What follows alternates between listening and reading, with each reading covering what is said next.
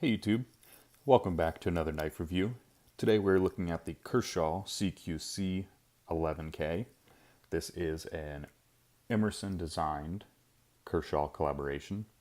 I've had this knife for a while, maybe even almost a year. I don't really remember, over half a year. So I've carried it a lot, messed with it a lot, never really got around to reviewing it and kind of forgot about it, but now I thought I'd make a review of it.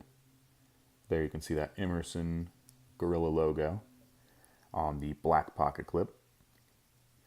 So before I really get into it, I might as well go over the specs first. It is 8.5 inches overall with a 3.5 inch blade length, a handle length of 4.75 inches, blade thickness of 0.12 inches, and a handle thickness of 0.41, a weight of 5.8 ounces.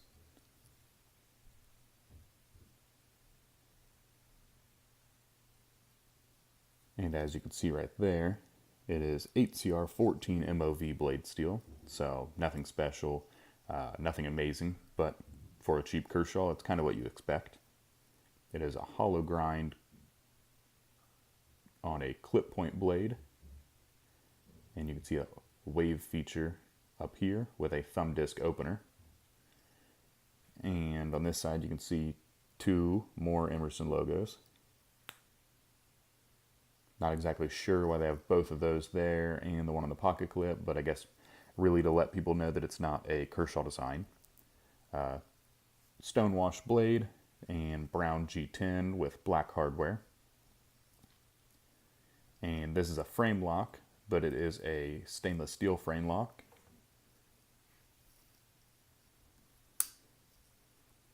I think it's my first stainless steel frame lock. I've kind of really never wanted one because they're on the cheaper knives, and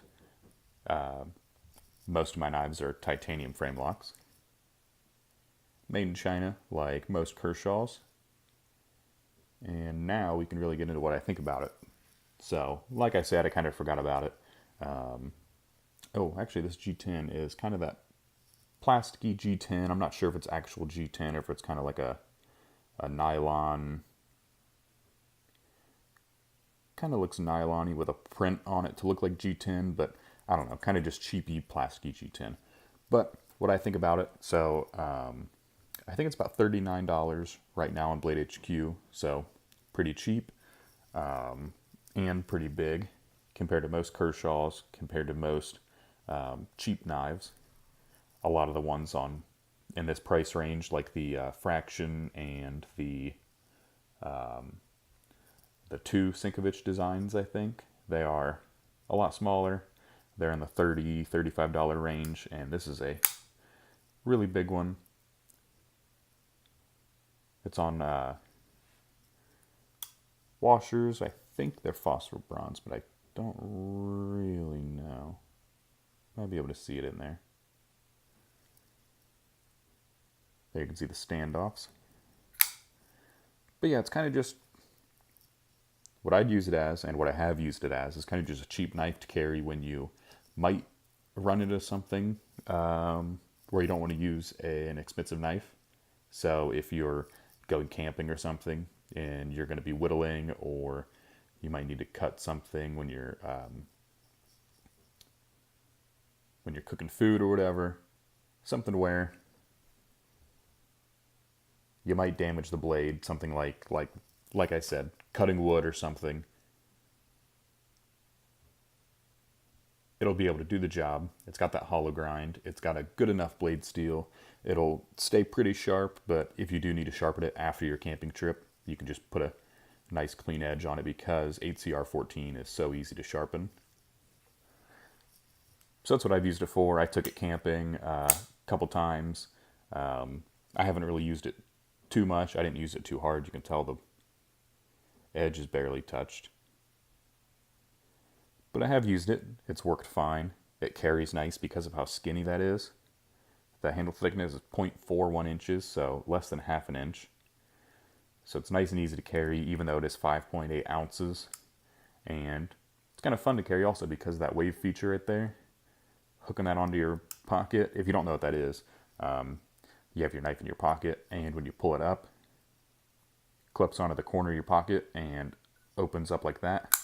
So when you're pulling it out of your pocket, you can either pull it out normally, or you can slide it along the back of your pocket, and when you pull it out, it is already open. So that's a cool feature. I don't think you can open bottles with that. I think I tried and it doesn't really fit on a bottle, or a bottle cap, but I thought it'd been cool too. You can see the hardware right there is a flat head on the pivot. I've never adjusted it or needed to or anything really. You can see the centering is pretty good right there, so never really needed it, but it'd be a really easy way to adjust a pivot if you need to. Little Phillips heads in the back. I don't really like those too much because they look like they could strip really easily. But like I said, I never touched them, so shouldn't be too much of a problem. But the torque, so like a T8 or whatever, should be able to, or should be a little stronger than those. 3 more on the black pocket clip. You can see already a little scratching on there because that's what black pocket clips do. They kind of just collect scratches. And there is a little bit of rust on the frame lock, but you can see a little bit of pitting up there. Might be a little hard to tell. The edges are really rough on the pocket clip, not like physically rough, but like they're not the most clean. Since it is a $30-some knife, it's not like they didn't go through and hand chamfer all of these edges, but you can see a little rusting in there in those jimping holes. So, oh yeah, there's some more right there. So where it is rough, it seems like it kind of collects rust a little. You might have to watch out about that. There it is on the back. That jimping, because your hands are there so much, probably getting it sweaty. But other than that, I mean, if you're going to take it out camping, if you're going to take it fishing or whatever, if you're just going to kind of throw it around, not really care too much because it is cheap. It seems strong. Not much blade play, a little bit of a wiggle just because it doesn't feel super like solid or anything, but it's not actually, doesn't feel unsafe. Yeah, just kind of a little, you can feel a little flex side to side more than a wiggle. But yeah, it seems strong. Feels like a nice knife. I really like carrying it just because I pull it out and then the blade's already open. Just mess around, just instead of flipping like a flipper, pulling it out of your pocket and having it open. Kind of what you do with this. Obviously no lock bar insert because it is already a steel lock bar, so you don't need steel to steel contact when you already have it. No finger choil or anything right there, really. You can kind of put your finger up there, but it doesn't feel too safe. That little pin right there is the stop pin, I believe. Yeah. So yeah, kind of just a nice, cheap. All the Emerson collabs with Kershaw are nice. At least compared to the old Emersons, I think their quality control is better because it's Kershaw. So I've always been kind of scared to buy an Emerson just because their detent's really weak. They don't really function the best, and their quality control isn't the best. So you know you're getting good quality control from Kershaw. You can trust it that it'll be good and that it'll work. So that's pretty much all I got to say about it. There's not much. There's a lanyard hole. It's a nice knife, kind of plain. There's nothing really crazy about it. It's not the best knife ever, but it's a good user, especially for the price. And I don't think it'd fail on you if you used it a lot. I didn't show the packaging it came in because it just came in the normal Kershaw packaging with just the little paper inside. So that's about all I got to say about it.